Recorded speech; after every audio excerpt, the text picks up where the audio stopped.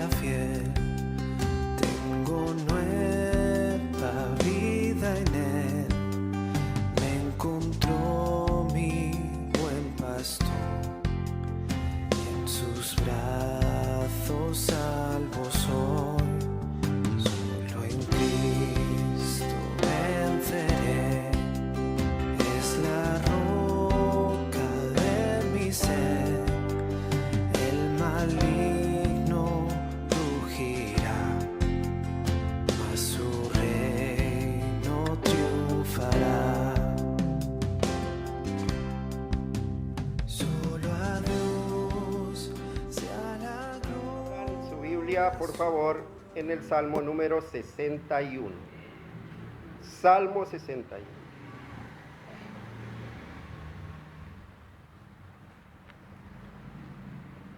Dice así la bendita palabra de Dios. Salmo 61 tiene como título Confianza en la protección de Dios. Al músico principal sobre Neguinot, Salmo de David. Versículo 1. Oyó Dios mi clamor, a mi oración atiende. Desde el cabo de la tierra clamaré a ti cuando mi corazón desmayare. Llévame a la roca que es más alta que yo, porque tú has sido mi refugio y torre fuerte delante del enemigo. Yo habitaré en tu tabernáculo para siempre. Estaré seguro bajo la cubierta de tus alas, Selah. Porque tú, oh Dios, has oído mis votos. Me has dado la heredad de los que temen tu nombre. Días sobre días añadirás al rey. Tus años serán como generación y generación. Estará para siempre delante de Dios. Prepara misericordia y verdad para que lo conserven.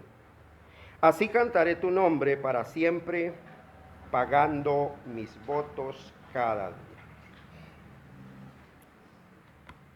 Padre, en esta noche, Señor, nos presentamos, Señor, como un remanente pequeño, Señor, en este lugar de la ciudad. Y te pedimos, Señor, tu bendición. Te pedimos, Señor, tu guía en este nuevo año, bendito Dios. Y te pedimos, Señor, que cada siervo que coloques en este lugar a enseñar tu palabra, Señor, lo haga con responsabilidad, con seriedad, instruido por ti, poderoso de Israel. Que tu Santo Espíritu, Señor, sea colocando palabras en la boca de cada uno de nosotros, Señor, para que tu pueblo sea edificado, para que tu pueblo, Señor, pueda crecer en fe, para que tu pueblo, Señor, pueda crecer en santidad, pueda crecer en tu santo temor, bendito Dios, y pueda vivir vidas agradables delante de ti y delante de los hombres, Señor. Y aprender cada día, Señor, de tu consejo, de tu verdad, de tus misericordias, poderoso de Israel, para ser fortalecidos, Señor, en el poder de tu fuerza. Te lo pedimos, buen Señor, en Cristo Jesús. Amén y amén. Salmo 61. Bien, aquí vamos a observar y vamos a mirar una oración angustiante, pero a la vez una oración con una esperanza segura, a causa del conocimiento que Dios tiene del Dios en el cual él ha creído. Vamos a mirar el contexto en el que se desarrolla este salmo. Observamos que David ya es el rey de Israel. Y así como en el salmo anterior, en el salmo 60, nosotros vimos a David envuelto en problemas, luchando con invasores externos. En este salmo vamos a ver también una lucha de David, pero no una lucha que viene del exterior, sino que viene ahora desde el interior del pueblo. Y aún más tenaz, más grave, porque no viene del pueblo en sí, del interior del pueblo, sino del interior de su propia familia. Porque este salmo se escribe a raíz de la persecución de Absalón hacia su padre. Y entonces David eleva un grito de angustia porque está tan impresionado porque es su propio hijo el que está intentando derrocarlo, matarlo y apoderarse de su reino. En este salmo que empezamos a estudiar, vamos a ver a David, como casi siempre a través de toda su vida, que vuelve a estar perseguido, pero ya no por Saúl, ya no por ese rey que le tenía envidia, sino por su propio hijo Absalón. Esa persecución que él no se esperaba, porque viene desde el propio seno de su familia. Y es la rebelión de su propio hijo. Bien dice la Escritura, en un proverbio que escribe Salomón, dice que el hijo consentido es vergüenza de su madre. Y viene aquí este hijo consentido de él porque era un hijo amado y arma un ejército para intentar derrocarlo. Y vemos a David envuelto en diferentes problemas, en diferentes persecuciones, en su reino, en su casa, con problemas exteriores. Y vemos cómo la confianza de él continúa intacta en su Dios. Nosotros creemos que nosotros tenemos muchos problemas. Nosotros en muchas ocasiones pensamos que los problemas nos ahogan, nos asfixian y que muchos de esos problemas nadie más lo ha tenido. Pero observamos aquí un problema tan grande que es un problema en el seno de su casa y un enfrentamiento a muerte entre un padre y un hijo. Un enfrentamiento a muerte. Nosotros observamos la vida de David, que él fue ungido como rey aproximadamente como a los 14 o 15 años de edad. Y más o menos como a los 19 o 20 años es que él mata a Goliat, enfrenta a Goliat. Y es ahí cuando entonces el rey Saúl empieza a sentir envidia, empieza a tener odio por David y empieza a perseguirlo, no para hablar con él, no para regañarlo, sino para matarlo, para quitarle la vida. Y a partir de esos 20 años, pasan aproximadamente 10 años huyendo, 10 años que es perseguido, escondiéndose en su pueblo, escondiéndose aún entre sus mismos enemigos, porque fue más o menos a la edad de 30 años que él ya fue coronado como rey de Israel.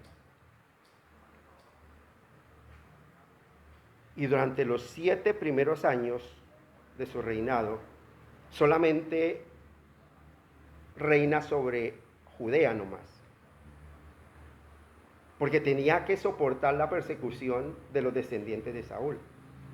Recordemos que un general coge a Isboset y lo hace rey y sigue gobernando sobre todo el resto de las tribus de Israel. Y son más o menos esos 10 años de persecución, de guerras, de rebeliones contra su persona. Así que esa vida del rey David no fue fácil, aún después de haber sido elegido como rey. Muchos de nosotros nos quejamos por circunstancias y decimos que nuestros problemas nadie más los ha tenido. Pero vemos a través de la Escritura problemas que en nuestras fuerzas, yo creo que muchos de nosotros o muchas personas el camino más fácil que pueden llegar a tomar, ¿cuál sería? El suicidio. Vemos a causa del estrés, ayer que veníamos en el taxi con mi esposa del terminal, el taxista nos comentaba que una doctora amiga de él, que ya estaba solita y tenía 2 trabajos, que sus hijos, no sé, sus hijos estaban profesionales pero estaban fuera del país. Tomó la decisión de terminar con su vida. Una señora ya como de unos 50 más, pero seguro que porque se sentía muy sola o no sé, se suicidó. Y vemos nosotros que la ausencia de Dios en nuestras vidas, con esa ausencia de Dios en nuestras vidas, el único camino que nos queda es terminar con todo lo que nosotros somos, porque no hay más esperanza para vivir. Porque cuando nuestra esperanza realmente es Cristo, realmente hay una visión a largo tiempo, esperando esa promesa. Y nuestras fuerzas no se desgastan solamente por lo que puede ocurrir en este mundo, en esta vida, sino que hay una esperanza en la vida venidera. Bien decía el apóstol Pablo, pongamos nuestra mirada en las cosas de arriba, no en las de la tierra. Poniendo nuestra mirada en las cosas de arriba, en las celestiales.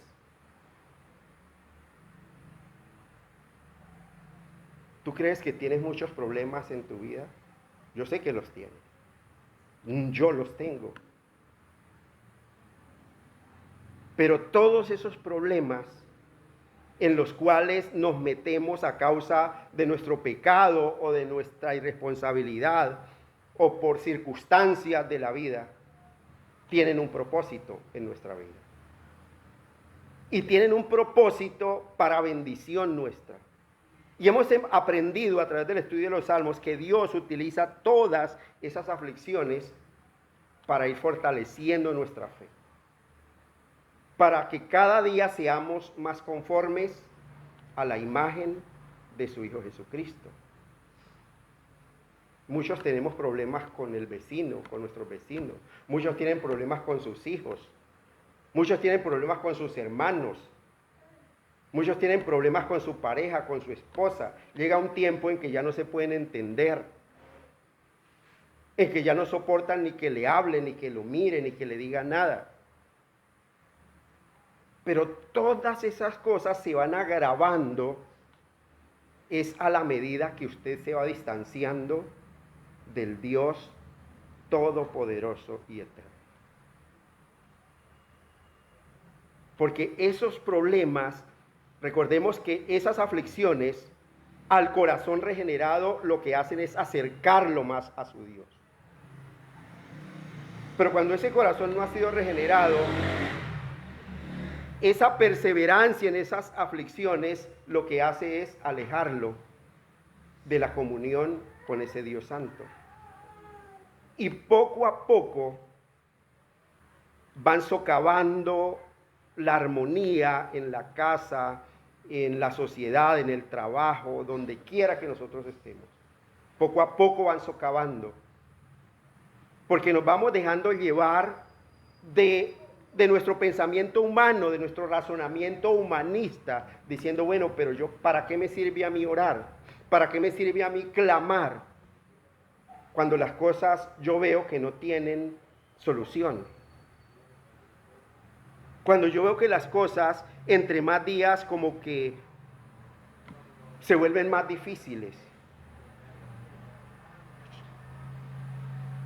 Nosotros tenemos muchos ejemplos en la Escritura, por ejemplo, Job, ante ese ataque de Satanás permitido por Dios, porque Job tenía el conocimiento de que era Dios el que había permitido toda su aflicción. Nosotros leemos esa respuesta de Job diciendo, aunque él me matare, en él esperaré. Aunque él me matare, en él esperaré. Y más dice, y yo sé que él mismo será mi salvación. El mismo que lo estaba matando decía, Él va a ser mi salvación. Pero ni aún así voy a dejar de creer en Él. Mire, hay tantos ejemplos que nosotros podemos mirar en la Escritura de perseverancia a pesar de las circunstancias. Y en el caso de Job, bueno, sabemos que Job no pecó. Pero en el caso de David, todo lo que le venía era consecuencia de su desobediencia a Dios. Era consecuencia de su desobediencia a la ley de Dios. Observamos que él tuvo en poco la ley de Dios cuando se metió con Betsabé, cuando mató a su esposo. Porque observamos todo lo que se le vino encima. Su hijo fue muerto. Una de sus hijas fue violada por uno de sus propios hijos.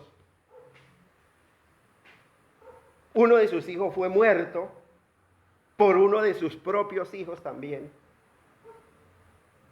Observamos esas calamidades tan tremendas que le vinieron encima a causa de su propio pecado. ¿Dios perdonó a David? Claro, Dios lo perdonó, pero las consecuencias quedan. Las consecuencias del pecado quedan. Por eso cuando nosotros caemos, le fallamos a Dios, dice la Escritura que Dios es fiel y justo para perdonar nuestro pecado y limpiarnos de toda maldad. Claro, quedamos limpios de culpa, pero las consecuencias quedan. Y debemos enfrentar esas consecuencias. Y debemos fortalecernos en ese Dios que permite que esas consecuencias pasen para que nosotros podamos soportar esas consecuencias que son causa de nuestro pecado, que vienen a causa de nuestro pecado.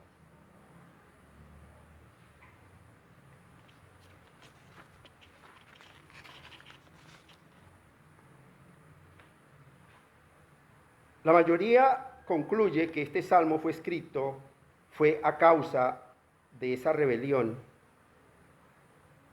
de Absalón contra David. Y nosotros vemos, no perdamos el salmo y vamos a ir un momento al segundo libro de Samuel. Y vamos a observar con qué frialdad y con qué espíritu calculador Absalón comienza a armar ese complot contra su propio padre. Segunda de Samuel, capítulo 15. Y vamos a leer del versículo 1 al 6. Mire lo que dice la bendita palabra de Dios. Dice: aconteció después de esto que Absalón se hizo de carros y caballos y 50 hombres que corriesen delante de él. Él empezó a armar un ejército pequeño. ¿Con qué objetivo? ¿Cuál era el objetivo de él armarse con carros si estaba bajo la protección del rey? Versículo 2 dice: y se levantaba Absalón de mañana y se ponía a un lado del camino junto a la puerta. Y a cualquiera que tenía pleito y venía al rey a juicio, Absalón le salía, le llamaba y le decía: ¿de qué ciudad eres? Y él respondía: tu siervo es de una de las tribus de Israel. Entonces Absalón le decía: mira, tus palabras son buenas y justas, mas no tienes quien te oiga de parte del rey. Y decía Absalón: ¿quién me pusiera por juez en la tierra para que viniesen a mí todos los que tienen pleito o negocio, que yo les haría justicia? Y acontecía que cuando alguno se acercaba para inclinarse a él, él extendía la mano y lo tomaba y le besaba. De esta manera hacía con todos los israelitas que venían al rey a juicio, y así robaba Absalón el corazón de los de Israel. Mira la estrategia tan tremenda que tenía Absalón. Él sabía que el rey era el que impartía justicia.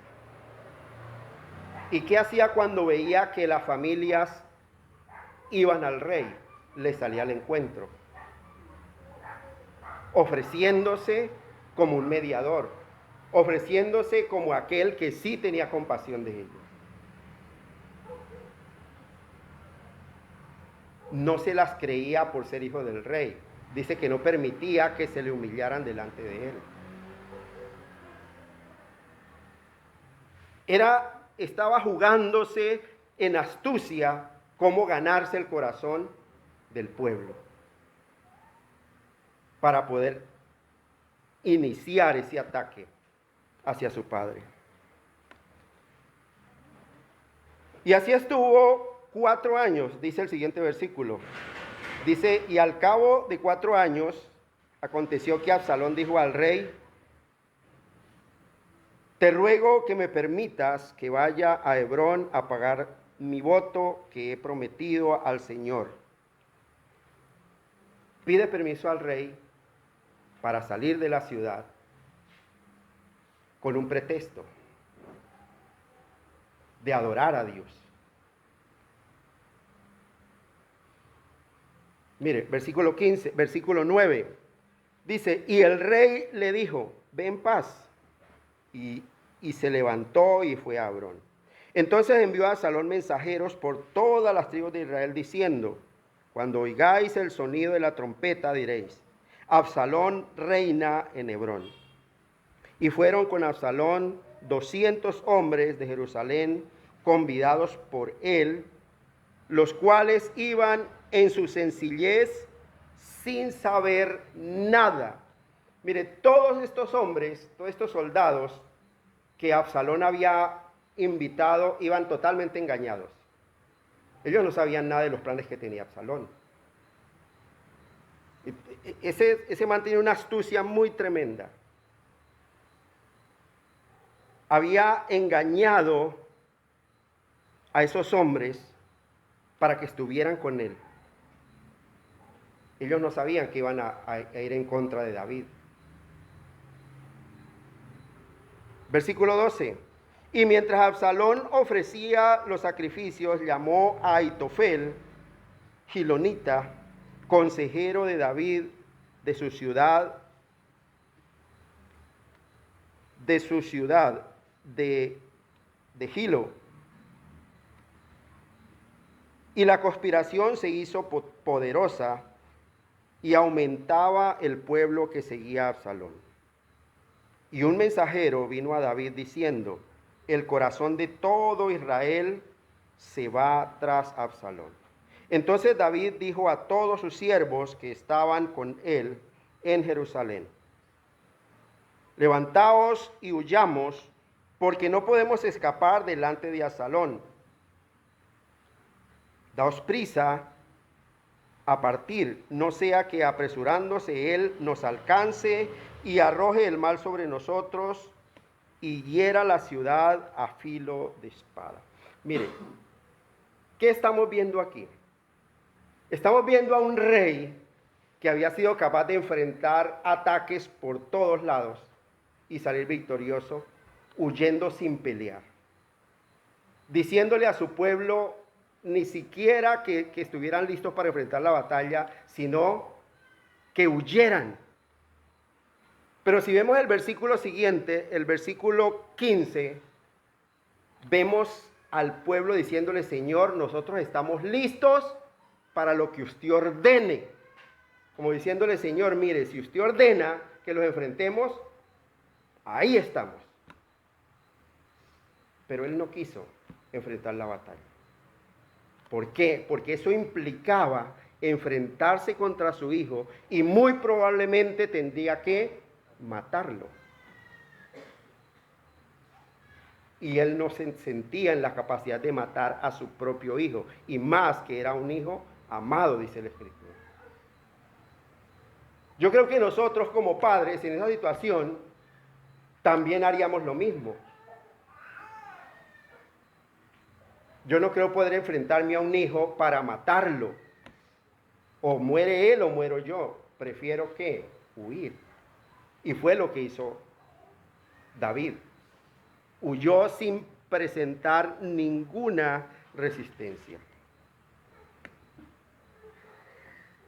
Ese héroe de guerra, ese héroe del pueblo de Israel, que ganaba todas las victorias, todas las batallas, huyendo de un ejército insignificante, sin dar la pelea, sin ni siquiera enfrentarlo. Huye.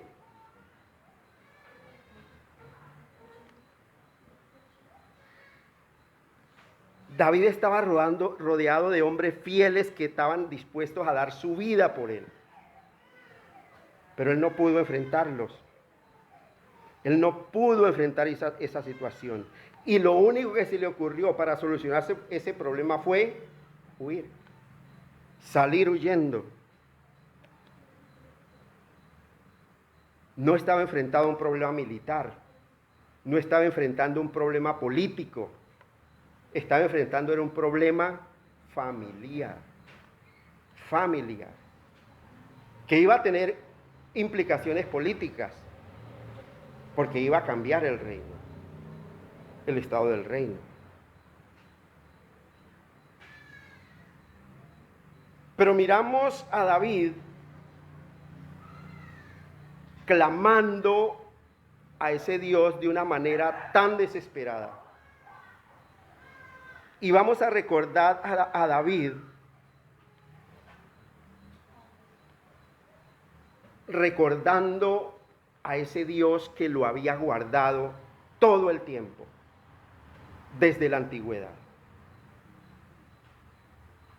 Vamos a ver al rey David, primeramente recordando que Dios ha sido siempre su refugio en todas sus tribulaciones, en todas sus angustias. Y nosotros observamos a partir en el versículo 3 lo que dice, para poder entender ese clamor de David, nosotros observamos lo que dice en el versículo 3. Dice, porque tú has sido mi refugio y torre fuerte delante del enemigo. ¿Por qué iniciamos con este versículo y no desde el 1? Porque es que en vano nosotros clamamos cuando no es nuestra costumbre acudir a la presencia de Dios. Si Dios nunca ha sido nuestro refugio, ¿por qué en el momento de la angustia sí voy a acudir a Él? Si mi vida no demuestra una continua comunión con Él, para ir a refugiarme bajo la sombra de sus alas, para ir a refugiarme en su regazo paternal diariamente pidiendo su consejo, ¿por qué voy a acudir a Dios solamente en momentos de angustia? ¿Voy a recibir socorro? Muy probablemente no, porque estoy evidenciando que soy un impío. Y dice la Escritura que la oración del impío es abominación delante de Dios. Por eso David le recuerda en el verso 3, le diciendo, mire Señor, es que tú has sido mi refugio. Todo el tiempo a ti he acudido. Por eso él puede decir desde el versículo 1, decir, oye, oh Dios, mi clamor, a mi oración atiende.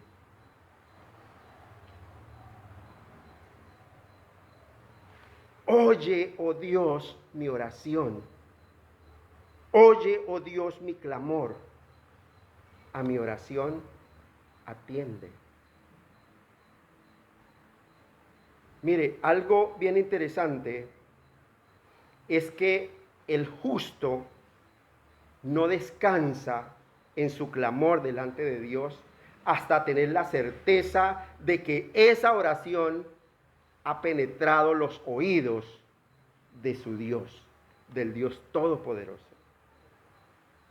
Por eso no solamente es un clamor, sino un grito de desesperación, un grito de angustia que lanza David diciendo: oye, oh Dios, mi clamor, a mi oración atiende. Y él estaba seguro porque no era la primera vez que estaba clamando. Él estaba confiado en su Dios porque, como leímos en el versículo 3, está diciendo: porque Señor, es que tú has sido mi refugio. No es la primera vez que yo vengo a ti. Todo el tiempo, aún siendo yo culpable de estas cosas que me están pasando, vengo delante de ti para que tú mismo me libres. Por eso no hay excusa cuando nosotros decimos: es que estoy tan inmundo y soy tan malo, tan pecador, que no puedo tener intimidad con Dios. Por el contrario, entre más veo que mi pecado está siempre delante de mí, pues acudo a ese Dios santo. Porque en el momento en que David se sintió más inmundo, fue cuando Natán, el profeta Natán, lo confronta.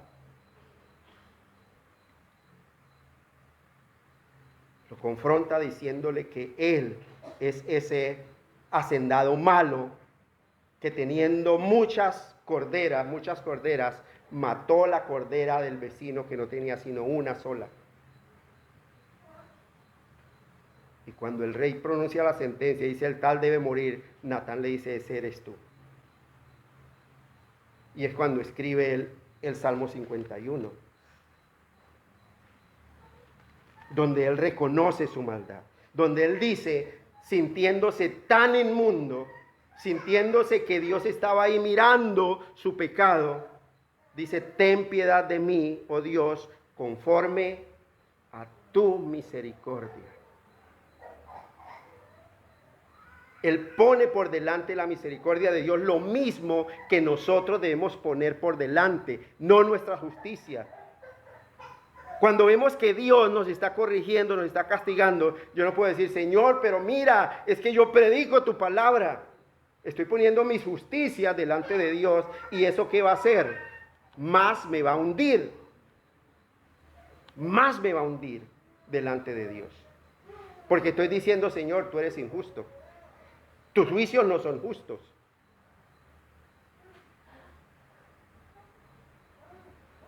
Pero David reconoce que todo lo que viene, el juicio que le viene de parte de Dios, es justo y él lo merece. Por eso él clama diciendo: ten piedad de mí, oh Dios, conforme a tu misericordia, conforme a la multitud de tus piedades, borra mis rebeliones.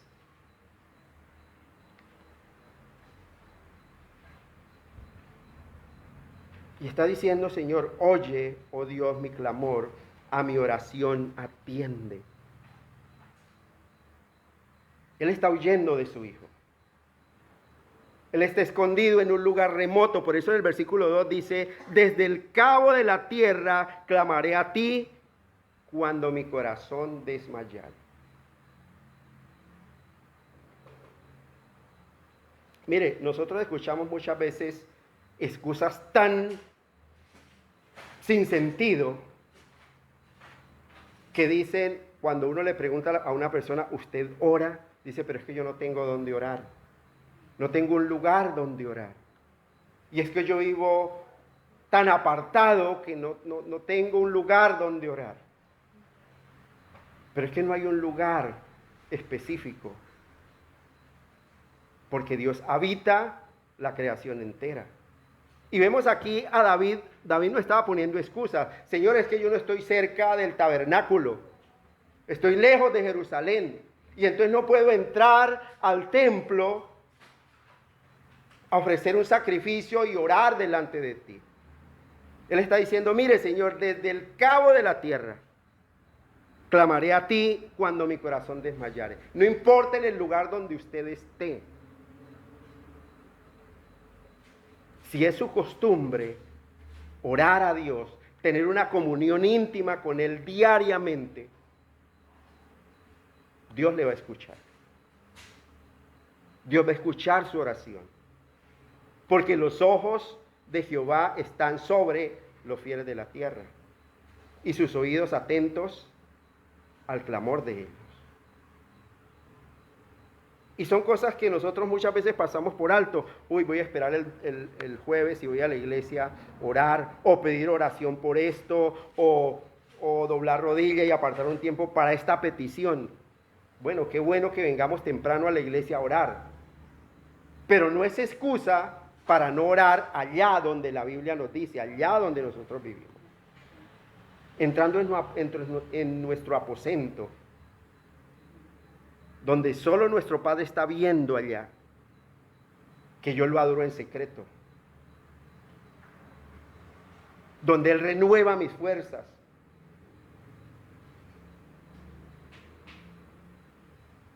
donde Él, cuando yo salgo ya de las puertas de mi casa, como con un escudo, me rodea de su favor.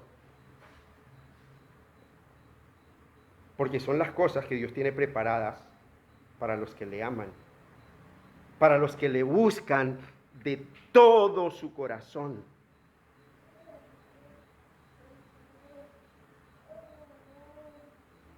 Oye, oh Dios, mi clamor, a mi oración atiende. Dice, desde el cabo de la tierra clamaré a ti cuando mi corazón desmayare. Y miren lo que dice la segunda parte del versículo 2.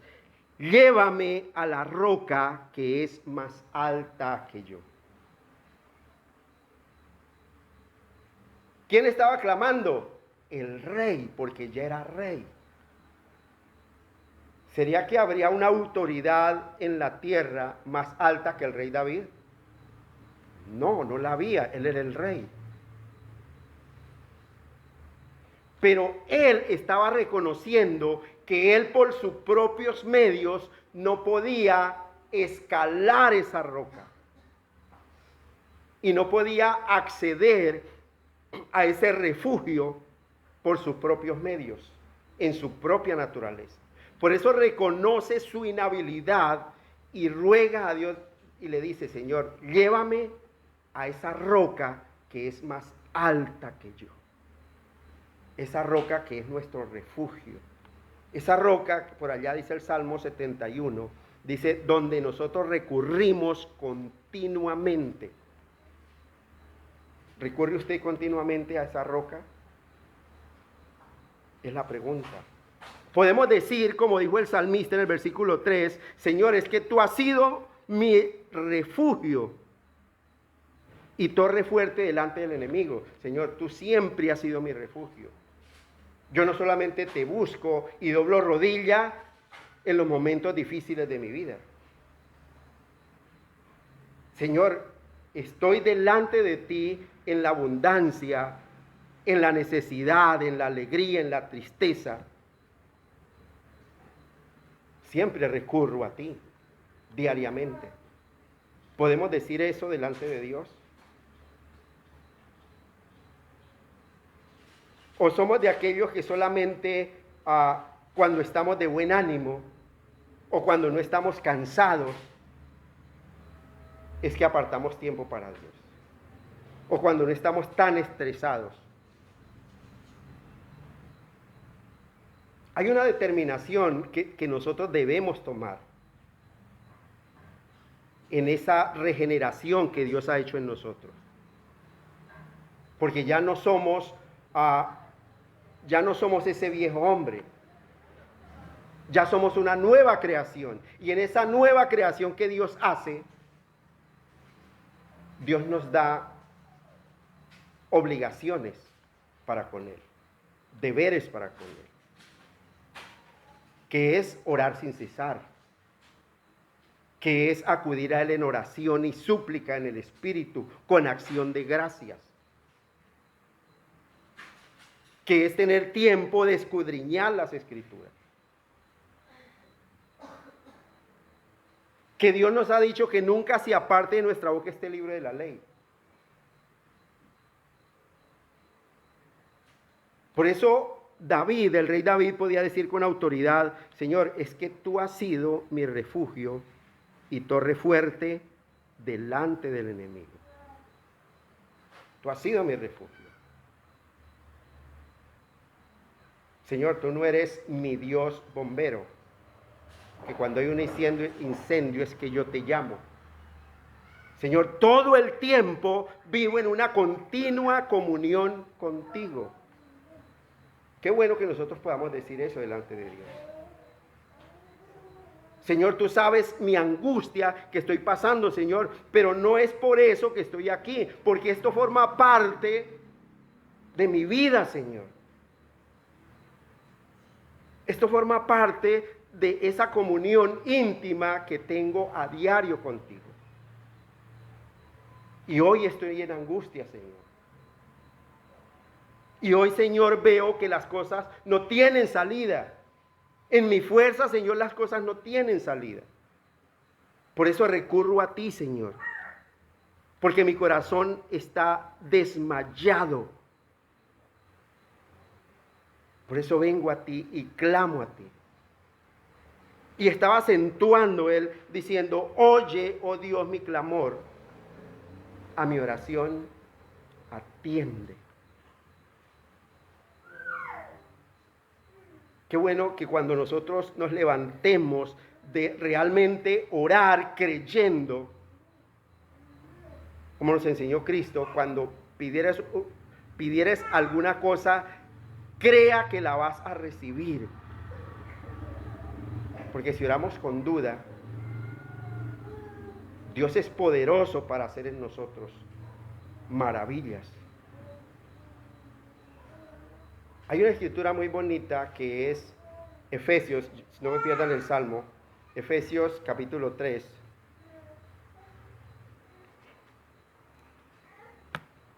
Efesios capítulo 3.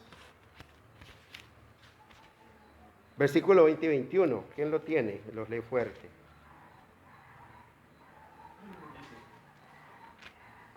Y aquel que es poderoso para hacer todas las cosas más abundantemente de lo que pedimos o entendemos, según el poder que actúa en nosotros, a Él sea gloria en la iglesia, en Cristo Jesús, por todas las edades, por los siglos de los siglos.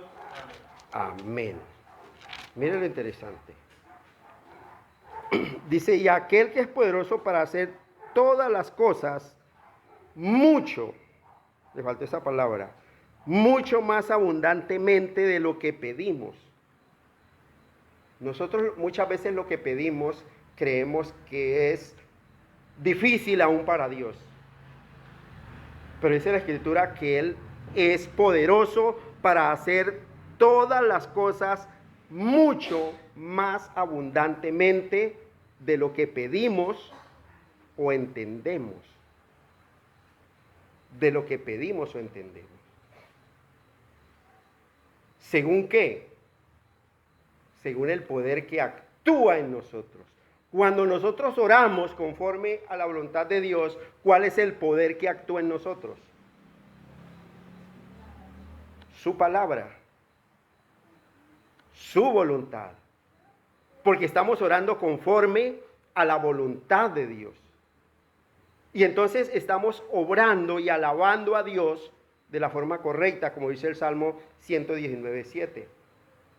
Te alabaré con rectitud de corazón cuando aprendiere tus justos juicios. Y esto lo tenía claro el salmista. Y aquel que es poderoso para hacer todas las cosas mucho más abundantemente de lo que pedimos y entendemos, según el poder que actúa en nosotros, a Él sea gloria, ¿en dónde? En la iglesia, en Cristo Jesús, por todas las edades, por los siglos de los siglos. David no quería pelear esa batalla contra su hijo. Por eso él clama a Dios. Él dice: oye, oh Dios, mi oración. Oye, oh Dios, mi clamor, y a mi oración atiende. ¿Qué hizo Dios? oye su oración y evita que él sea un parricida. Un parricida es el que mata a su padre, ¿cierto? Que sea alguien que mata a su propio hijo. Que sea un padre asesino. Y le quita a Absalón del medio. Dios se encarga de limpiar su camino. Dios se encarga de hacer su justo juicio. ¿David se gozó con la muerte de su hijo? En ninguna manera. Le dolió porque era su padre. Pero eran los designios de Dios. Que Dios tenía un propósito era con David, porque el mismo Dios le había encomendado a Samuel la tarea de ungir a David por rey de Israel, porque él era el que tenía un corazón conforme al corazón de Dios, no Absalón.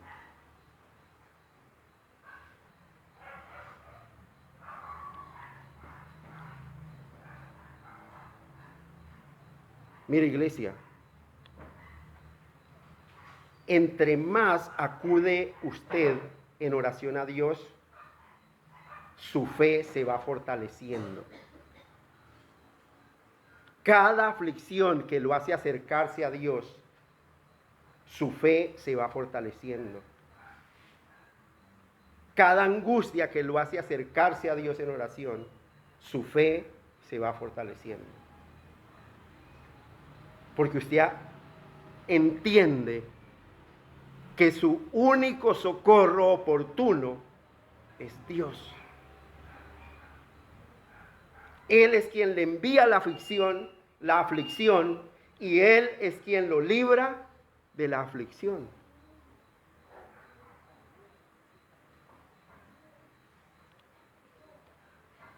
Porque tú has sido mi refugio y torre fuerte delante del enemigo. Mire, muchos que no tienen conocimiento de Dios corren a Él a refugiarse. Pero de nada sirve un refugio si yo no puedo entrar en ese refugio. De nada sirve una torre fuerte, inquebrantable, si yo no tengo las llaves para entrar a esa torre, a refugiarme. Pero Dios se nos ha dado a nosotros como ese refugio y como esa torre fuerte. Dice el salmista, torre fuerte es el nombre de Jehová. A Él correrá el justo y será levantado. A Él correrá el justo. El impío puede correr a esa torre. ¿Puede entrar a que sea su refugio? No. Porque Dios es refugio a los que le temen. Solo a los que le temen. De nada sirve una roca alta si yo no puedo subir a ella. Por eso David cuando clama dice, Señor, ponme en esa roca que es más alta que yo. Allá donde el peligro, donde las acechanzas del enemigo no me puedan alcanzar. Y esa roca es Cristo. ¿Y esa roca está disponible para el impío? No, si no se arrepiente. Pero está disponible para nosotros. Porque Dios mismo, dice la Escritura, sobre una roca me pondrá en alto. Sobre una roca me pondrá en alto. Dice el salmista. Porque Él es el que me lleva a esa roca que es más alta que yo. Versículo 4 dice, porque tú, oh Dios, versículo 4 dice, yo habitaré en tu tabernáculo para siempre, estaré seguro bajo la cubierta de tus alas. Selah. Y hay una pausa allí. Hay un descanso. Porque si usted no haya descanso bajo la sombra de las alas del Altísimo, no haya descanso en ninguna parte. Bien dice el salmista, yo creo que todos nos sabemos el Salmo 91, ¿cierto? Un salmo tan icónico en el pueblo cristiano, que inicia: el que habita al abrigo del Altísimo morará bajo la sombra del Omnipotente. Y continúa con esas palabras esperanzadoras: y diré yo a Jehová, esperanza mía y castillo mío, mi Dios en quien confiaré. Él me librará del lazo del cazador, de la peste destructora. Con sus plumas me cubrirá y debajo de sus alas estaré seguro. Y es lo que está diciendo aquí el salmista nuevamente. Mire, Señor, yo habitaré en tu tabernáculo para siempre.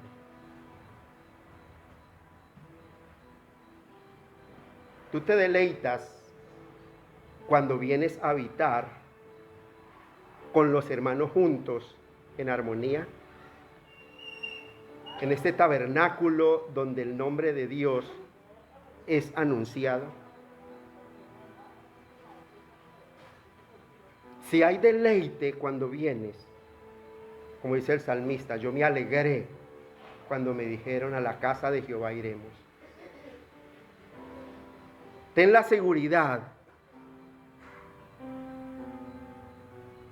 que habitarás en ese tabernáculo celestial para siempre.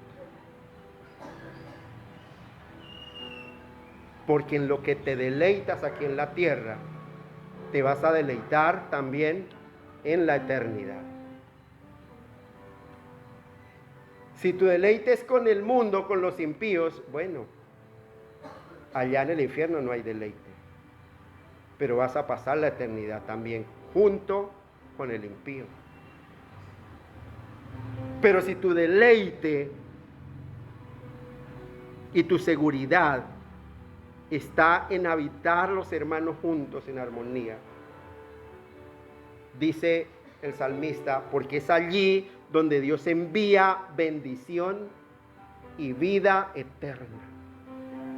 Es una de las evidencias que hemos sido salvos por Dios, que hemos sido escogidos por Dios, que no dejamos de congregarnos como algunos tienen por costumbre, que dejamos todo dispuesto para el día de la congregación, para el día de venir a rendirle culto y adoración pública a nuestro Dios. Que no hay nada que estorbe y no ponemos ninguna excusa para venir a rendirle ese culto de adoración pública a nuestro Dios. Es una evidencia de que Él es nuestro refugio y de que ha sido nuestro refugio y nuestra torre fuerte todo el tiempo. Y no solamente cuando tengo tiempo, y no solamente cuando no tengo nada más que hacer, sino que Dios mira la disposición en mi corazón. Dios mira la disposición y mira el tesoro que hay en su corazón. Ese tesoro que lo mueve a usted a hacer las cosas que son agradables delante de Dios. Yo habitaré en tu tabernáculo para siempre. Estaré seguro bajo la cubierta de tus alas.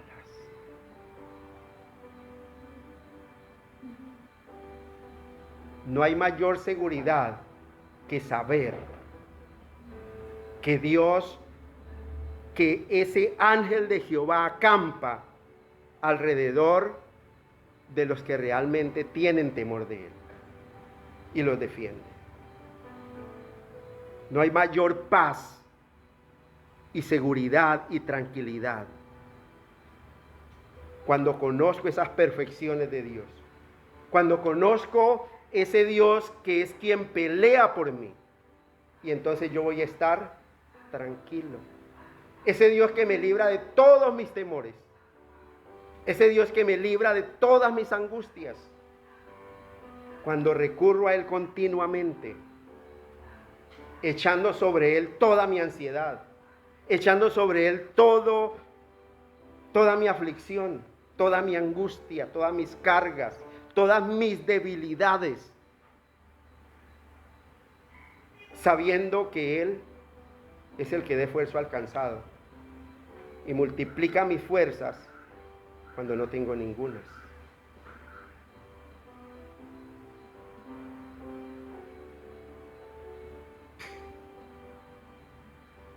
¿Cuánta seguridad tengo y cuánta esperanza tengo cuando sé que cuando recurro a Él, porque soy un mal hijo, Él me dice con su palabra: honra a tu padre y a tu madre,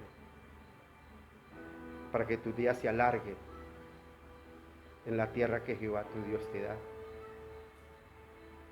Cuando soy un mal padre, me dice: instruye a tu hijo en tu camino, en su camino, y aun cuando fuere viejo, no se apartará de él.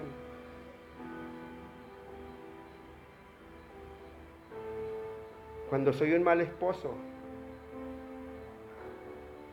me dice: someteos los unos a los otros en el temor de Jehová.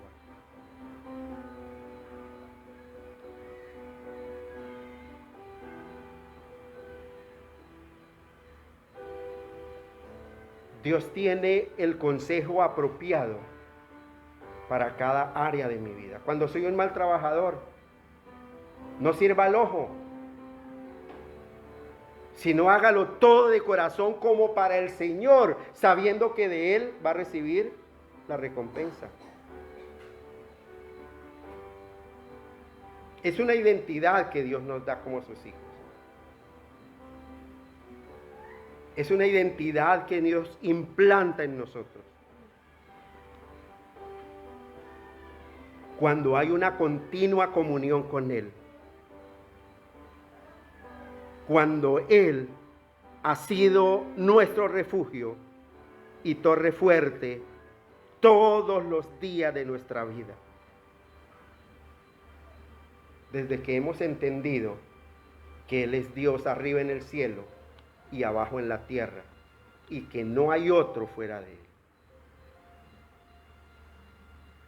Mire, iglesia, este salmista nos está enseñando en esta parte del Salmo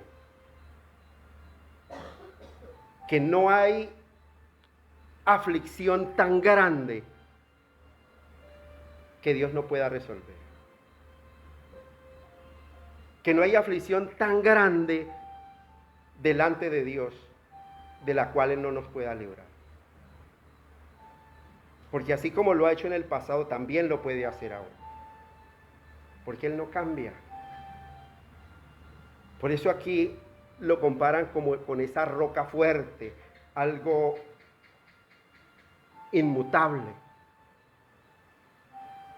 Como esa torre fuerte, infranqueable. Ese es nuestro Dios. Acude a Él en oración. Acude a Él día y noche.